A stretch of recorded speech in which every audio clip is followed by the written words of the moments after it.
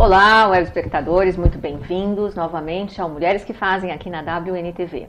Hoje, como já falei para vocês, vamos estar retomando, nós vamos estar fazendo mais um programa da série Envelhecer ou Rejuvenescer com Saúde. Vamos estar conversando hoje com o geriatra Alexandre Bucci. Muito bem-vindo, Alexandre. Eu que agradeço o convite de estar aqui, muita satisfação estar aqui. Obrigada, eu gostaria que você se apresentasse aos nossos web espectadores, contasse um pouco da tua história. Tá certo.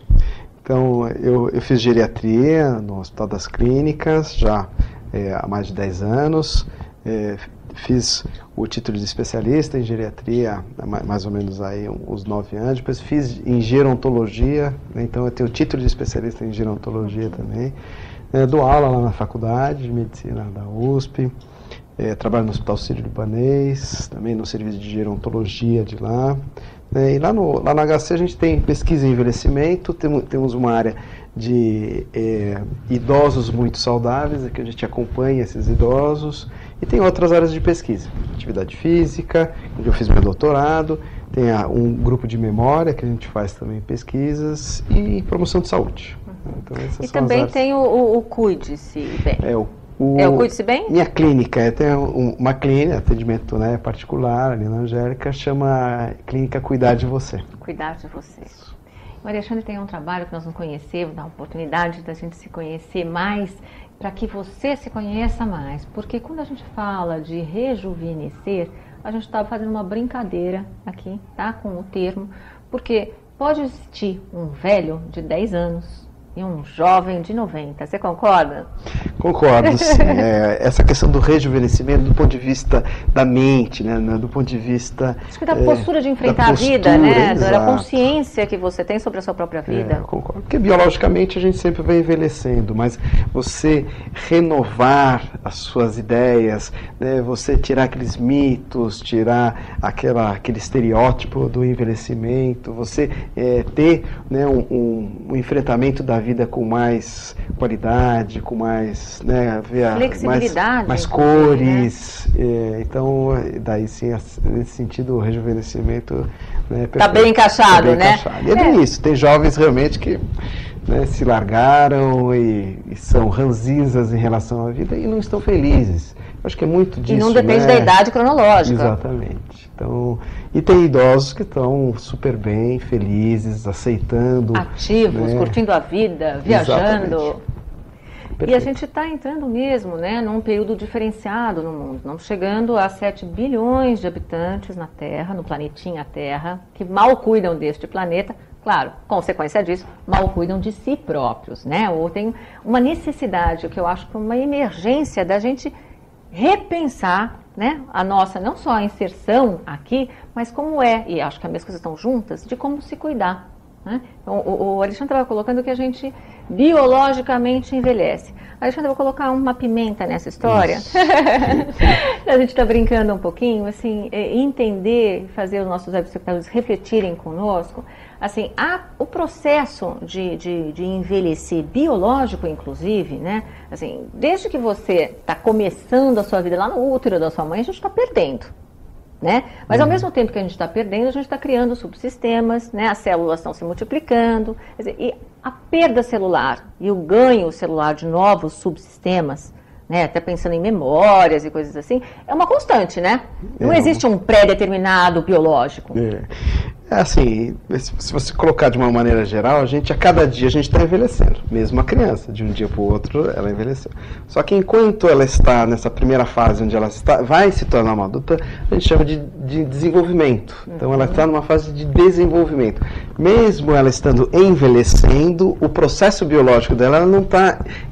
Os processos, eles estão se maturando, na verdade. Ela vai chegar aí aos 25 anos, mais ou menos 30 anos, e tem um máximo das suas funções. Depois, o ápice mental 21 e o ápice do corpo como um todo aos 30, 35. Por aí. Né, o máximo da massa óssea, da massa muscular e tudo, mais ou menos, varia, né, de pessoa para pessoa, mas é em torno disso. E fica estável durante um tempo e depois, realmente é o que a gente chama de envelhecimento, que a pessoa, daí para frente, ela vai ter perdas funcionais. Esse negócio de perde células, isso o tempo todo acontece. A gente perde células e o organismo repõe. E o organismo vai lá e tira essas células... que são muito mais inteligentes que o nosso eguinho, viu? Isso. E agora, sempre está renovando, mas na medida que envelhece, o sistema, o órgão como um todo, ele diminui um pouco sua capacidade de funcionamento. Não perde a função, mas diminui a capacidade de funcionamento da maioria dos órgãos e sistemas. Né? Isso acontece. E é interessante a gente pensar e refletir a partir disso. Veja, uma pessoa que tem uma deficiência, por exemplo, auditiva, né, o nosso corpo é muito inteligente, né? Ela compensa para um outro lado. Então, assim, existem perdas, existe envelhecer, como o Alexandre está colocando, mas essa palavra é genial se a gente mudasse pelo que você falou, amadurecer. Amadurecer. Né? Claro. E talvez a gente tivesse que nesse momento onde você tem uma realidade sobre a doença, que é você está podendo tecnologicamente adoecer menos, já o Alexandre vai pegar esse gancho, e você ter crianças que, na verdade, assim, a fertilidade hoje em dia, as pessoas estão tendo menos filhos, né? Isso no mundo. Não é só o Brasil, no mundo inteiro. Assim como as pessoas estão passando dos 60 e a perspectiva é isso se acelerar. Então, a consciência que se tem sobre esse processo é que deve estar mais amadurecido daqui para frente, você não acha? Exatamente. Como assim, o envelhecimento populacional aconteceu em todos os países, mas a diferença é assim, nos países desenvolvidos aconteceu muito lentamente, essa transição, né? Aconteceu muito lentamente. E aqui no Brasil e nos países em desenvolvimento, isso está acontecendo muito rápido, nos últimos 50 anos. E a progressão de envelhecimento nas próximas 2 décadas vai ser muito grande. O número de pessoas acima de 85 anos vai, assim, aumentar de 600%, 700% nas próximas 2 décadas. Então, é uma coisa, assim, muito grande. A gente precisa realmente, como sociedade, se organizar e aprender e fazer com que as pessoas vivam bem, as pessoas aprendam a viver essa nova fase no máximo das suas possibilidades.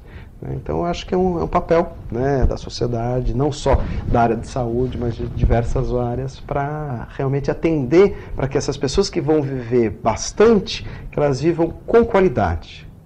Isso é você também, viu? Né? Você, 30, 40, né? Você que está nascendo, quer dizer, é o nosso futuro, né? A gente precisa estar refletindo um pouco como é que você quer viver no aqui e no agora, né? Isso. Essa questão se a gente for pensar desde quando a gente deve cuidar para essa pessoa envelhecer bem, envelhecer com qualidade, assim, então é na gestante. Então, cuidar da gestante. Cuidar para que essa gestante tenha informações, para que ela cuide, tenha uma gestação tranquila, que ela consiga fazer o pré-natal adequadamente, daí essa pessoa que vai nascer, ela tem uma chance maior de envelhecer bem.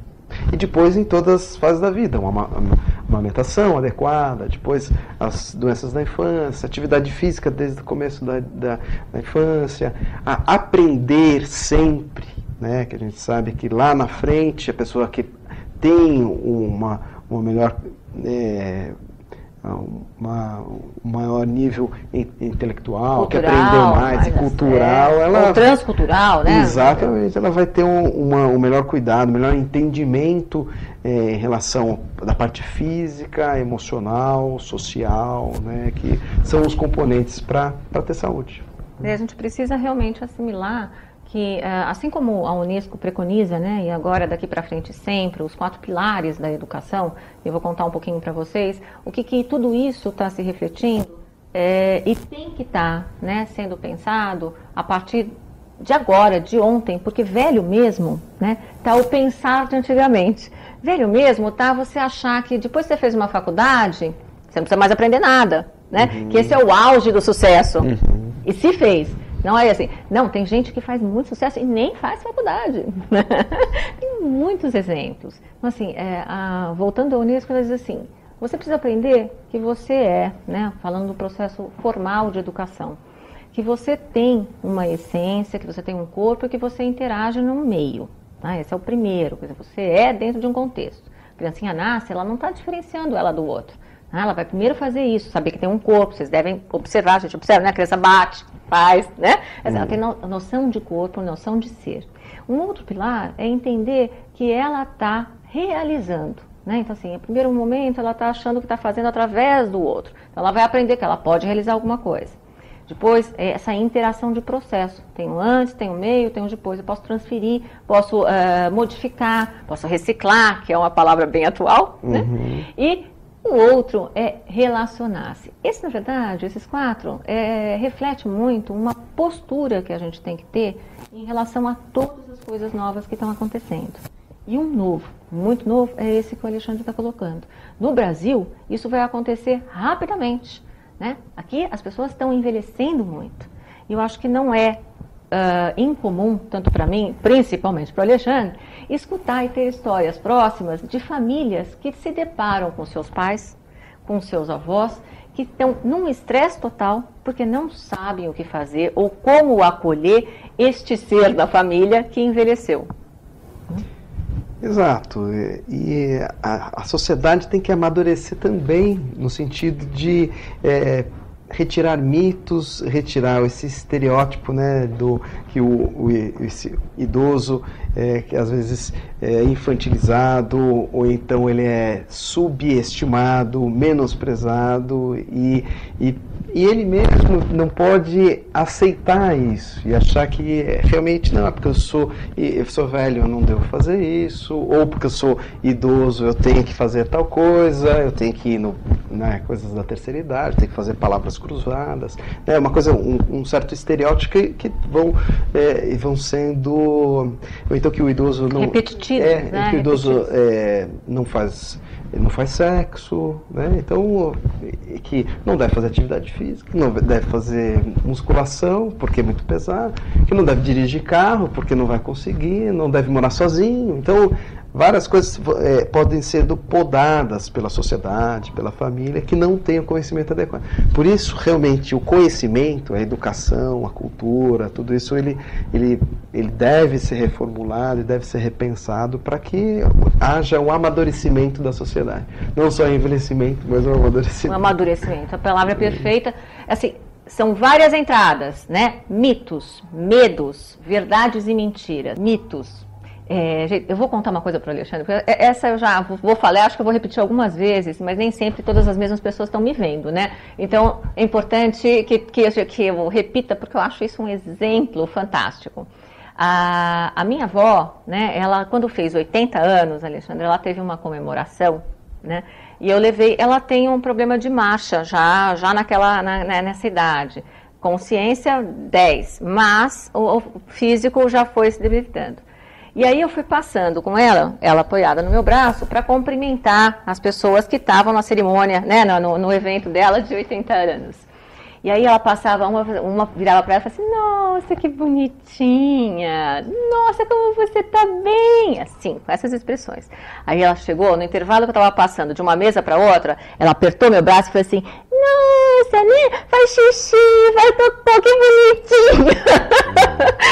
Que eu acho que é exemplo, né, de que assim, gente, nós somos gentes, né, pessoas humanas em qualquer etapa da vida da gente, né. Isso é fundamental, é não tratar o idoso como criança. Existe esse erro de achar, não, porque ficou velho, então ele tem atitudes e ele deve ser tratado igual criança. Não, é totalmente errado. Eles não gostam disso, eles não gostam. E não é verdadeiro, né? E não é verdadeiro. É um desrespeito, na verdade, né? Então, você fazer festinhas, por exemplo, onde você use caracteres que sejam infantis, tratar esse inho, né, tudo diminutivo, também acaba sendo, né, um desrespeito. E é isso, ela falou tudo. Né?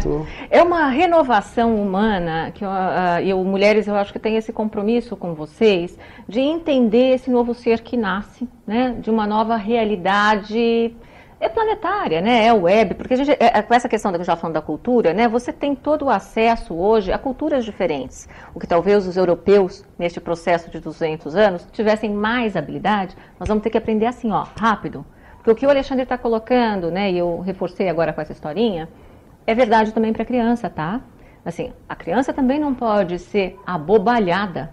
Que bonitinho! Também marca. Ou os pais que fazem essa mesma colocação, é que aí talvez seja mais difícil, mas aí eu estou falando um pouquinho com esse outro conhecimento meu, tá?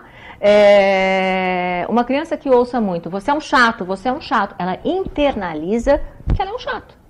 Né? Assim como o idoso, ao escutar tanto, o idoso não faz, ele também internalizou. E estes processos estão envelhecendo hoje em dia, a gente não pode mais continuar com ele, né, Alexandre? Isso faz parte desse amadurecimento da sociedade, com certeza. Agora, o tratamento com os idosos, as famílias, elas devem ter cuidado de não cortar as asas e não fazer com que aquela pessoa ela fique muito dependente. Então, pode deixar, mamãe, que eu vou pagar suas contas. Não, pode deixar que tal pessoa vai achando que está facilitando? Vai fazer suas compras. Não, pode deixar, não precisa mais dirigir, tal pessoa vai... E se a pessoa que está nessa situação, ela se deixar, ela perdeu totalmente sua autonomia e ela começa a não ter significado na vida, vai perdendo aquele significado, aquele sentimento de utilidade, aquele sentimento de autonomia, de decidir suas coisas. Não, os filhos estão decidindo. Isso sem a pessoa apresentar dificuldades ou apresentar deficiências ou uma doença. Apresentar. Assim, parece que eu estou ouvindo, engraçado isso agora, Alexandre, como se eu estivesse ouvindo alguns web espectadores contando assim... tá, mas você, né, não está aqui para ver como é que é. Quem que está recebendo, o que não está recebendo, como vai, como é que você pode, né, você que está aí, diferenciar um pouco. Existe um processo, tá, gente? O Alexandre falou de apresentar. Existem, e ele vai conversar com a gente agora, dizendo um pouco quais são os sinais e os sintomas que a gente tem que estar ao lado, observando, entendendo, compreendendo, para diferenciar, né, uma situação onde o medo que eu estava falando, assim, às vezes o medo do filho vai fazer, não, mamãe, não faça isso, papai, não faça isso, pode deixar que eu faço para tentar poupar. Ninguém está dizendo que a gente é chato, né? Não é isso. Existem momentos em que isso é perfeito, mas existem esses outros momentos onde a gente tem, de fato, que estar atento. Por quê? Memória, né?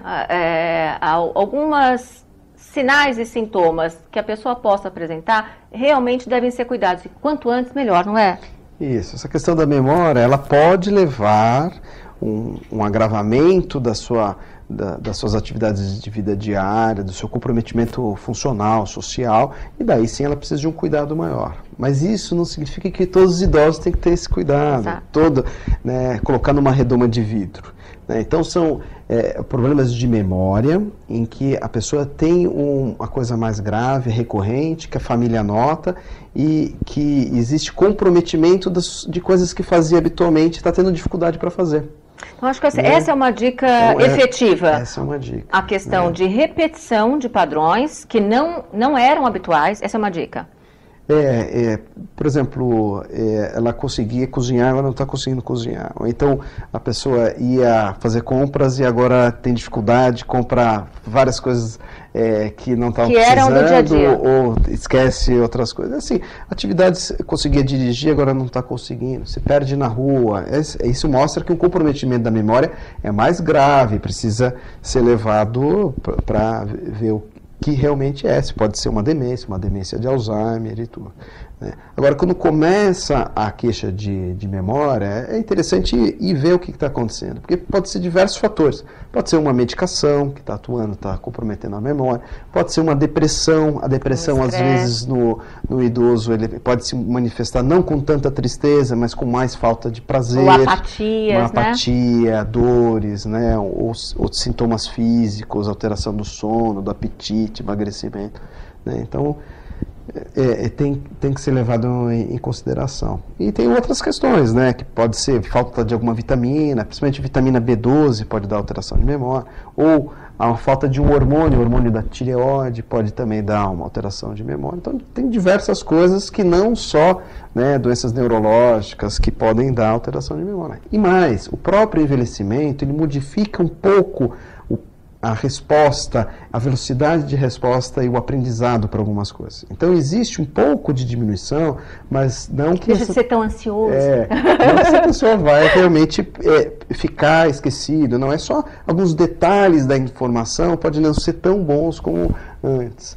Mas só que como o idoso ele tem muitas memórias, ele tem uma facilidade daí para guardar coisas, porque ele tem como fazer associações, né? Muito mais associações, né, para você conseguir guardar as coisas do que, né, os mais jovens. Então... Você falou, eu acabei de lembrar, uma vez me perguntaram assim, Alexandre, assim, mas por que todos os profissionais da área de saúde dizem que a memória da primeira infância até 7 anos é tão importante, assim, vai ficar pro resto da vida? Eu lembro que assim, na hora eu fiquei pensando sobre aquilo, mas a minha resposta seria a seguinte: quando você pensa, né, vamos pensar juntos aqui, que para construir um bom prédio, você precisa saber do terreno, você precisa ter bons alicerces, né, você precisa usar um material qualificado, porque construir pode ser, você faz uma tabuinha lá, né, e pode cair rapidamente. Mas o alicerce que a gente coloca, né, ele é muito importante. Então, até os 7 anos, a primeira infância, então da gestação, como a gente estava falando aqui, até os 7 anos, estas memórias que o Alexandre acabou de dizer, são várias memórias, que eu quero que o Alexandre fale um pouquinho mais, elas estão em pleno desenvolvimento, tá? Então, a nossa consciência vai saber, por exemplo, alguém apresenta para você por repetição. Olha, isto é um lápis, isto é um lápis. Até o momento em que isso assimilou. Só que ela pode dizer para você assim, isso é um lápis, isso é um lápis. Né? Aí você vai ter uma memória afetiva associada a uma memória de objeto. Tá? São memórias diferenciadas. E quando a gente chega nesta melhor idade ou, né, idade que são mais difíceis, todas estas coisas estão lá à disposição, não é isso? E vão tendo algumas coisinhas que vão acontecendo. Aí você falou uma coisa interessante, nessa primeira fase da vida é onde estão formando as conexões nervosas. Então, essa pessoa tem um determinado número de neurônios, que são as células do cérebro, né, e ela precisa de conexões entre esses neurônios. As informações, as memórias, elas estão nessa rede de neurônios. Né? Então é muito importante, quanto antes desenvolver essa rede de neurônios, isso vai ter impacto na vida toda. As facilidades para aprender, as memórias onde vão ser estocadas, a facilidade para evocar as memórias, tudo isso depende muito dessa fase da vida. Então, por isso que é importante, é um fator protetor para ter boa memória, né, depois dos 60 anos, é ter uma boa escolaridade. Então, as pessoas que têm baixa escolaridade, elas têm uma chance maior de ter problemas de memória no futuro. Mas isso nunca é tarde para aprender. Se a pessoa é analfabeta, ela tem essa possibilidade de aprender. Ou então, se ela estudou, só fez 4 anos, tem possibilidade de completar, fazer uma nova faculdade. Tudo isso vai aumentando essa rede de neurônios e que é proteção para a doença de Alzheimer, inclusive. A pessoa pode ter já a doença, mas se ela tem muitas conexões, ela não tem a sintomatologia da doença. Né? Então, o que a gente chama de reserva cognitiva. E tem outras formas, é lógico, a sociabilidade, o trabalho, o senso de utilidade, a atividade física, já está provada que quanto mais atividade física, mais tem proteção dos neurônios também. Ler, estudar, conhecer, né? Tudo isso é proteção para o cérebro. É interessante porque assim, eu falei da questão da memória, mas vamos falar um pouquinho também do físico, né? A gente sabe que a questão muito forte aí para se entender como é que se processa o desenvolvimento, se você observar atentamente um bebê, né, desde o seu nascimento, você vai ver como ele se mexe. Até os pais muitas vezes ficam irritados exatamente com isso. A criança se mexe muito. Tá? Essa é uma ativação. Essa é uma ativação muito, muito, muito importante para que toda essa rede de neurônios e memórias se formem e tenham essa flexibilidade. Então, flexibilidade, maturidade, são palavras-chave. Então, vocês aguardem para a gente falar um pouquinho mais sobre isso daqui a pouquinho. Nós retornamos, fiquem conosco. Até já.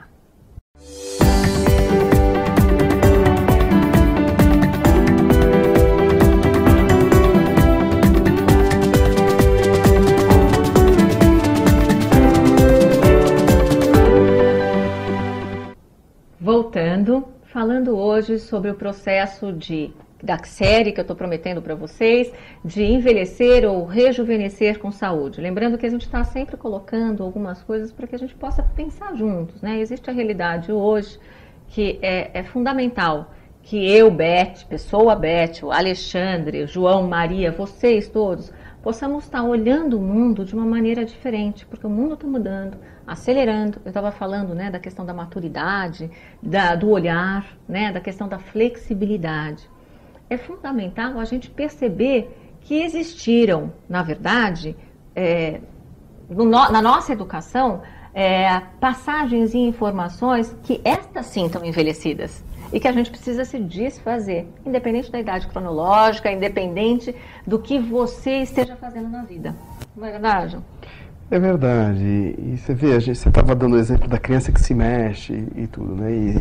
E é fundamental para ela ter o desenvolvimento dela. Crescer mesmo. Né?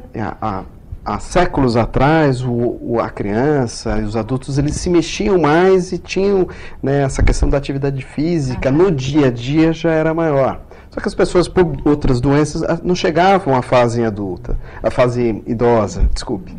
Né? Então, hoje que as pessoas estão envelhecendo mais, a gente vê cada vez mais o papel importante que tem as pessoas se manterem ativas fisicamente. Né? Então, é uma coisa que tem que ser de sempre, né? A vida toda tem que ser ativo. O homem foi feito para ser ativo, né? O ser humano. Né? E com o processo de envelhecimento existe uma diminuição da massa muscular, que é fisiológico, acontece. Né? E qual a melhor forma de evitar ao máximo essa perda mais importante? É ser ativo, é fazer atividade física. Porque é uma compensação muscular, né? Que é o que vai fazer que essa pessoa consiga fazer suas atividades diárias, subir no ônibus, né? Então, aos 80, 90 anos, continuar subindo uma escada, conseguir, né, se cuidar, se colocar sua roupa, tudo isso depende de massa muscular. Senão a pessoa vai depender de outras pessoas. Então ela tem que a vida toda ser ativa para ter saúde e, mais importante, para ser independente, né, e evitar cair, por exemplo, que é outro aspecto fundamental que acaba, às vezes, levando a um idoso que é totalmente funcional e independente a ficar dependente por conta de uma fratura. Né? Então, atividade física é uma das coisas mais importantes para a pessoa envelhecer bem. E daí a atividade física tem que ser enraigada na cultura, né, na educação, desde sempre. A gente tem que ir numa certa contramão da tendência, né, atual do mundo moderno. Né? Precisa estar olhando, gente, como multifatores mesmo. Né?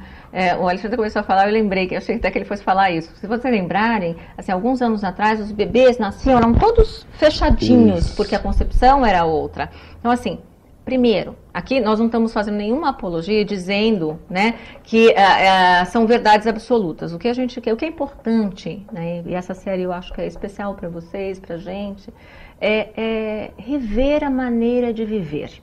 Vou repetir, rever a maneira de viver. Muitas coisas estão mudando, as velocidades estão mudando, né? Então a gente tem um aumento muito grande da população que vai estar com mais idade, ao mesmo tempo em que existe uma concepção da necessidade de desacelerar. Gente, a gente faz tudo muito correndo e não vive muito, então o desgaste é muito maior.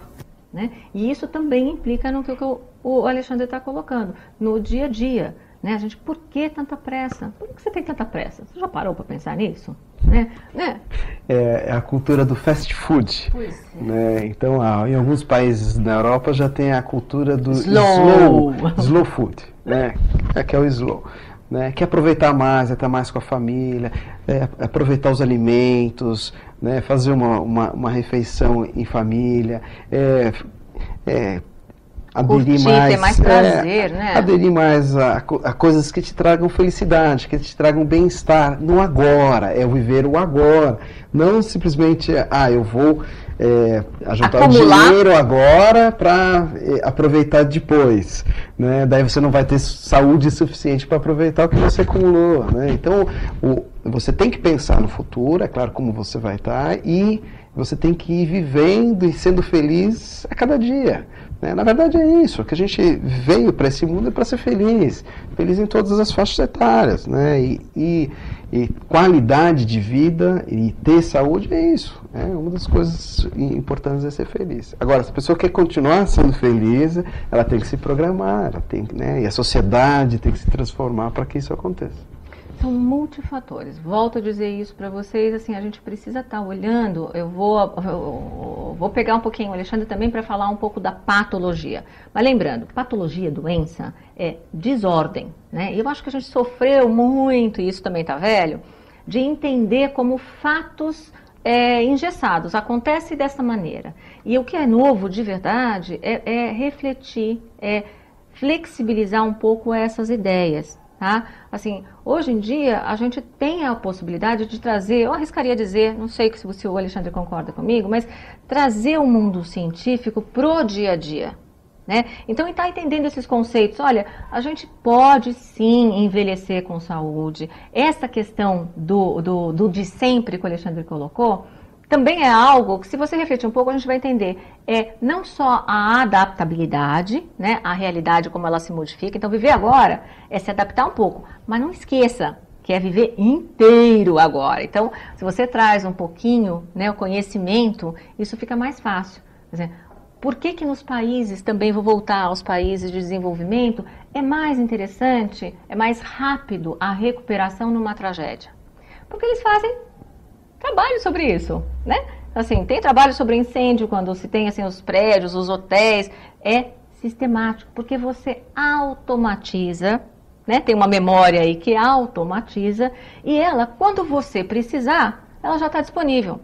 Esse é um outro tipo de memória, né?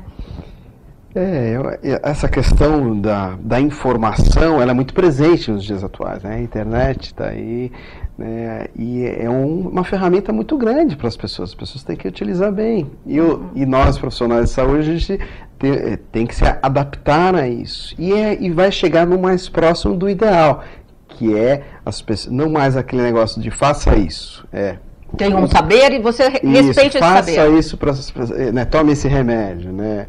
É a questão da cumplicidade. Vamos fazer um comprometimento e vamos trocar informações, vamos tirar dúvidas, vamos chegar ao qual é o melhor tratamento. Não uma coisa muito paternalista do faça isso e a pessoa... E até o diagnóstico, né? Até o diagnóstico. Então a aderência é até o diagnóstico. Muitas vezes a gente tem que ter humildade. Porque às vezes vem pessoas e falam, não, eu li na internet que pode ser tal coisa, tal coisa, tal coisa.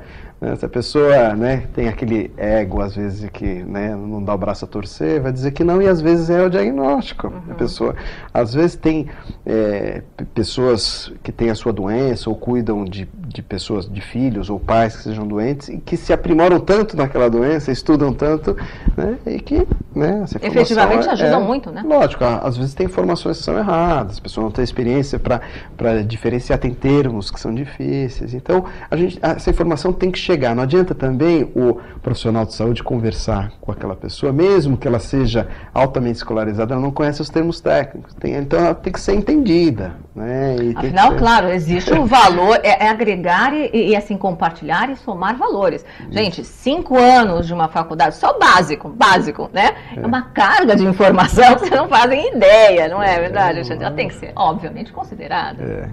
E a outra questão importante é quem cuida de pessoas, quem cuida do outro, tem que se cuidar de si. Se ela não cuida de si, e ela não consegue fazer com que aquela outra pessoa tenha uma aderência adequada. Né? Então, se eu não faço atividade física... É o exemplo, né? Como que eu vou convencer o meu cliente que ele deve fazer atividade física para ficar bem? Ou então, se eu fumo, como que eu vou convencer a outra pessoa a parar de fumar, porque isso vai trazer consequências deletérias para a vida dela? Então, e é tudo, né? A questão da saúde bucal, é a questão dos relacionamentos, é a questão do cuidar do lazer, da sociabilidade, é o cuidar da educar o filho. Educar o filho, perfeito. Né? Dar o bom exemplo, né? Essa eu ia deixar para você. Porque a gente não dá para ser, nós estamos vivendo a verdade da humanidade. Então, assim, eu estava imaginando, tentando ilustrar em imagens, né? Você imagina, você que está aí, sentar na frente de um médico, né, que tem lá o Dr. XPTO, e dizendo para você, olha, você tem que fazer atividade física, e você olha para ele está com 150 quilos, tá certo? Assim, que tipo de assimilação você vai ter dessa informação? Pense nisso, né? Da mesma maneira que você, ao cuidar de uma criança, diz assim, olha, meu filho, é muito errado mentir. Segundos depois, né, alguém toca a campainha e fala assim, fala que eu não tô. Né? Nós somos os exemplos. Então, assim, aquilo que é uma verdade para você tem que ser verdade para o outro. Imagine vocês, por exemplo, essa questão da dependência, eu acho que na que você abordou, na terceira idade, né? Na verdade, é para todos, né? Assim, quando que um profissional lá nos seus 30, seus 40, quebrou o pé, vai estar feliz? Tem que ficar engessado, né? Ninguém vai ficar feliz com essa dependência, não é? Exatamente. E acontece que o idoso, quando ele tem alguma coisa que ele fique adoecido, né, que limite um pouco, a recuperação do idoso é mais difícil que a do adulto, como também que o do adulto é mais difícil que a da criança também. A criança tem tudo a seu favor para se reabilitar. Rapidamente. Rapidamente. O idoso mais complicado. Então, o ideal, o mais inteligente é prevenir quedas, ter um ambiente adequado, né, não ter tapetes na casa, iluminação adequada, principalmente quando vai ao banheiro à noite. Né, todas essas, para quem tem um idoso na família, tem que tomar cuidado. Barras no chuveiro, um tapete daí antiderrapante no box do chuveiro. Né, as escadas tem que ter, né, os degraus adequados, com marcação, com corrimão dos dois lados, pisos não muito escorregadios, evitar chinelos, tudo isso é prevenção de queda. E uma queda, ela pode trazer uma consequência muito grande, até morte dessa pessoa no próximo ano é muito grande. E até uma queda boba, né? Uma queda boba às vezes. E daí tem um outro aspecto, que é o cuidado da osteoporose. Evitar que essa pessoa tenha os ossos frágeis. E isso começa já desde criança. Essa pessoa, quanto mais ela fizer atividade física, ter uma dieta adequada de cálcio, vitamina D, exposição solar, ela vai ter um pico de massa óssea maior. Depois ela tem que manter esse pico de massa óssea no decorrer da sua vida adulta. Do mesmo jeito, atividade física, dieta adequada, exposição solar, né, que não seja deletéria, né, e isso vai fazer com que essa pessoa tenha os ossos adequados. Gente, vamos refletir, eu falo algumas vezes e vou repetir algumas mais. Aliás, repetir é um processo de assimilação, a gente aprende pela repetição também, assim a criança faz. Então, a mente, né, ela tem uma função, tá? Uma função muito importante que a gente desconhece. Vocês já devem ter ouvido, como eu, como o Alexandre, aquela dito popular, que também já é bem velhinho, é assim, o que é melhor, ter razão ou ser feliz? Eu diria que o melhor é entender que o nosso cérebro, né, que o nosso mental, ele é organizativo. Então, quanto mais informação, quanto mais assimilação, quanto mais você pode trabalhar com isso, melhor vai ser o teu dia a dia, porque mais fácil fica. Né? Então, assim, não é o ego no sentido de você dizer que o teu conhecimento ou o teu saber, ele te qualifica. Né? Eu já estava falando, por exemplo, de pessoas de mais idade. É verdade que a cultura, como o Alexandre estava colocando, traz uma qualidade de vida muito maior às pessoas de 70, 80, 90 que vivem isso culturalmente. Mas a gente não é incomum achar pessoas de 100 e tanto. Aliás, acho que Guinness tem isso, né? Que pessoas do mundo rural. Daí, você não perguntava assim, é porque não aprenderam nada, tá vendo? Não. Olha, entendam o que a gente está dizendo aqui. São multifatoriais. Essas pessoas podem até não ter uma carga informativa de formação cultural muito grande, mas são pessoas muito ativas, não é? Isso. Tem a carga genética, né, o que ela herdou dos pais, que vai fazer com que ela tenha uma maior possibilidade de viver mais. Tem o quanto ela cuida das doenças crônicas, porque à medida que vai envelhecendo, a chance de ter doenças crônicas como hipertensão, diabetes, osteoartrose, a chance aumenta bastante. Não significa que tenha uma hipertensão e diabetes que você não possa ser considerado saudável. Desde que você cuide bem, né, trate adequadamente, vai ser considerado saudável. Então, quanto lida com os hábitos de saúde, né, hábitos saudáveis, alimentação, etilismo, tabagismo, isso também é importante. E tem essa questão cultural que a gente estava falando, ela dá maior possibilidade, mas não é o único determinante, são multifatoriais, como a Beth já colocou. Né? Então, e o ambiente acaba sendo mais importante do que a carga genética, que é mais ou menos 25%. Mas o ambiente, o quanto essa pessoa se dedica, né, nos relacionamentos, na saúde, e onde ela vive, o que ela faz, isso vai determinar a sua longevidade. E a interação com a família, com os outros que estão no ambiente. Formação de família e se dar bem com a família é um dos aspectos considerados pelos idosos como componente importante para a qualidade de vida. Então, de novo, a qualidade de vida que é o mais importante, né? Não viver bastante, viver com qualidade. Esse é o fundamental. E viver com qualidade, a gente não vai poder... Eu quero, Alexandre, falar um pouquinho também de algo que eu imagino que seja muito foco para as pessoas, que é o Alzheimer.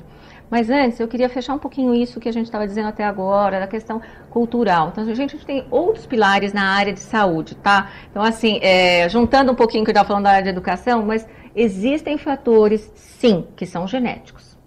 Existem fatores, sim, que é a relacionar esses genéticos ao teu dia a dia. Como é que eles são lidados? Então, assim, uma pessoa que tem uma predisposição genética, não significa que ela vai desenvolver. Vai depender de como ela vai viver aquela predisposição. Agora, vai fazer muita diferença se ela sabe que ela tem, tá? Porque ela pode prevenir, ela pode se adaptar. E é isso que a gente está dizendo. Quer dizer, quanto mais a informação pode ser refletida, melhor fica a tua adaptação.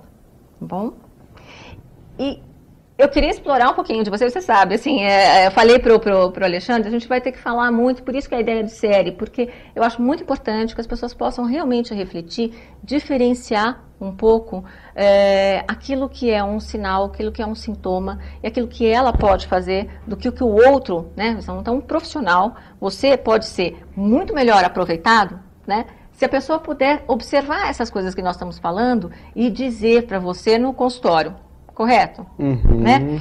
Mas é fundamental que as pessoas também se preparem para fazer esses diferenciais, por exemplo, em específico da memória. Uhum. Né? Alexandre, você poderia dar algumas dicas para nós, web espectadores aqui? Quais seriam essencialmente sinais que deve-se ter atenção de patologias que podem acontecer na faixa etária a partir dos 65 e especialmente no Alzheimer? Certo. O Alzheimer, ele foi descrito já há 100 anos e ele vem aumentando muito nas últimas décadas, justamente porque a população está envelhecendo. Então, é uma doença que está muito relacionada ao envelhecimento. Para vocês terem uma ideia, aos 65 anos mais ou menos, existe 2% dessa população, 65 ou 70 anos, 2% tem a doença de Alzheimer. Ou seja, isso mundial, referência mundial? Mundial. Isso não é tão grande. Agora, acima dos 85, essa prevalência já passa para acima de 30%, 30 e poucos. Olha o salto, hein? Então ela vai dobrando a cada 5 anos, dobra mais ou menos a prevalência. A incidência, a prevalência, ela vai aumentando com o envelhecimento. E é uma doença que ainda não tem cura, né? Ela tem alguns medicamentos que fazem um pouco retardar os sintomas, uma certa estabilização dos sintomas, mas invariavelmente existe ainda a perda de neurônios, porque é mais ou menos a doença acontece por depósitos, né, nas células nervosas que vão tendo perdas, e daí essa pessoa vai ter os sintomas que, em geral, começam com alteração de memória. E é alteração para fatos recentes. Às vezes a gente fala, não, sabe tudo o que aconteceu na vida jovem, no casamento, no trabalho, mas não lembra o que... aconteceu do imediato. O que tomou no café da manhã, o que comeu no almoço. Então são para fatos recentes. E é para fatos e memórias assim, do dia a dia da pessoa. É da memória autobiográfica da pessoa, né, de episódios que aconteceram recentemente. Então, inicia isso, não consegue lembrar o que já perguntou, o que já falou, a pessoa às vezes... Em segundos antes, né? Isso, pede para outra pessoa repetir uma história, uma informação. Você pergunta o que aconteceu na novela que acabou de passar, a pessoa não consegue dar informações adequadas. Isso pode ser um problema de memória inicial, às vezes pode ser um problema de atenção. Então, às vezes o problema de memória não significa que seja a doença de Alzheimer. A gente comentou anteriormente, pode ser diversas coisas. Então, tem que ter uma avaliação. O impacto maior é quando começa a comprometer a atividade de vida da pessoa. Se ela trabalha, começa a comprometer o trabalho, o desempenho diminui, né? Ou a capacidade social pode pode diminuir, essa pessoa pode se perder na rua, por exemplo. Alguma mudança muito bruta de comportamento? Isso. Daí tem outros aspectos que podem também não ser relacionados à memória, mas que a gente deve ficar atento. Se a pessoa começa a gastar muito, ela não gastava, se ela começa a colocar roupas diferentes que antes, né, mais chamativas que antes não tinha, ou começa a ter atitudes muito agressivas, ou de hipersexualização. Então isso tudo são sintomas que devem ser levados em consideração e procurar ajuda, né, de profissionais, né, capacitados para isso. Então, em geral, o problema começa com a memória, mas depois ele vai para outras áreas da cognição também. Linguagem, né, orientação no tempo, no espaço, né, não sabe mais que dia é hoje, ou onde está, né, ou tem anomia, não consegue dar nome para as coisas que antes conseguia dar normalmente. Então, são outras áreas cerebrais. Mas o mais importante é o que eu falo. Se as pessoas mantiverem a mente ativa e essas conexões nervosas trabalhando, mesmo que ela tenha perdas neuronais, existem outros caminhos no cérebro para essa pessoa continuar se desempenhando. Né? Então, às vezes, ela pode não manifestar realmente a doença se ela se cuidar bastante da mente. E agora, todos esses sinais que você está nos ajudando a pensar e refletir, quer dizer, eles não são também, pelo que eu entendo, específicos de Alzheimer, né? Você pode ter neles mesmo características de diversos tipos de demência. E eu acho que a grande diferença aí de qualquer processo, né, que acontece... Gente, vamos pegar algumas coisas que são, acho, muito legais serem ditas.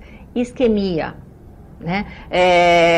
Colocar na palavrinha isquemia, na palavrinha demência, algumas ideias menos patológicas, tá? Acontece a toda hora. Agora, o que o Alexandre está falando e que eu acho legal ressaltar e pensar de novo, relação, viu, gente? É repetição, é como ela se manifesta, né? Porque assim, as demências também vão ter perdas de memória.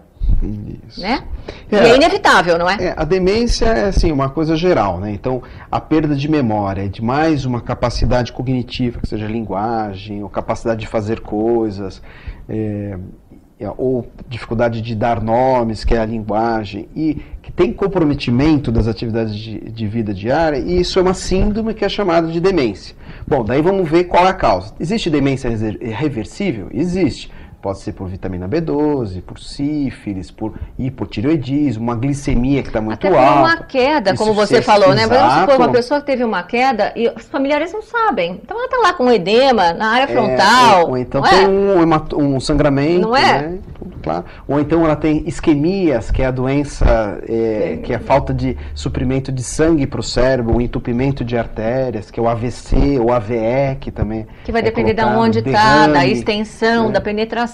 Isso pode levar a um quadro de demência também. Existe demência de outras doenças neurodegenerativas que também podem ser.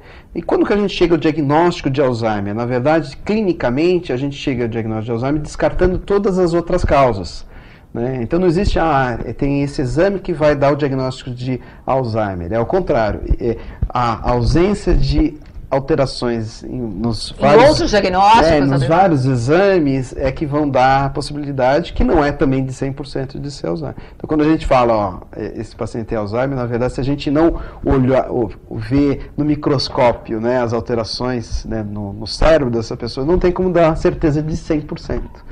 E mesmo com 100%, hoje é muito claro que esse 100% é 90%, 99%, tá? Diagnóstico, sim. Gente, aí sim a gente tem que ser muito, muito, muito, muito humilde. Diagnóstico é com o profissional. Não tentem. A questão é, você observa, você leva as informações, você soma, mas diagnóstico mesmo, só o profissional, tá? Então assim, demências a gente pode, a grande diferença aí de alguns quadros são exatamente o prognóstico que vem depois. Né? Como é que tratar, se a gente pode retardar, se a gente pode estabilizar, como é que vai ser aquilo que o Alexandre colocou durante hoje o dia inteiro do nosso programa, nosso tempo de programa, o dia inteiro é ótimo, né? O nosso tempo de programa, que é exatamente a questão da atenção, né? Da referência que o outro te passa, da qualidade de vida. Tá? Qualidade de vida é algo que a gente tem que trabalhar muito para ter uma vida, seja ela no tempo cronológico que for, gostosa, saudável, porque a gente sabe que dá. Eu queria pedir as últimas considerações para esse, porque vocês estão vendo, eu vou voltar a chamar o Alexandre aqui rapidinho. Alexandre, muito obrigado, né? Eu gostaria que você desse as suas últimas considerações aos nossos web espectadores. Bom, então é isso, a população está envelhecendo e a gente deve desfrutar ao máximo do conhecimento que a gente também tem disponível para trazer a nosso favor, para envelhecer bem, né? Tanto do ponto de vista na mente quanto do corpo. Isso vai ser fundamental para ter uma boa vida e ter qualidade de vida. Né? Então é isso, agradeço muito, né, a oportunidade de estar aqui. Eu que agradeço. E a vocês, até a semana que vem. Muito obrigada por vocês estarem aqui conosco.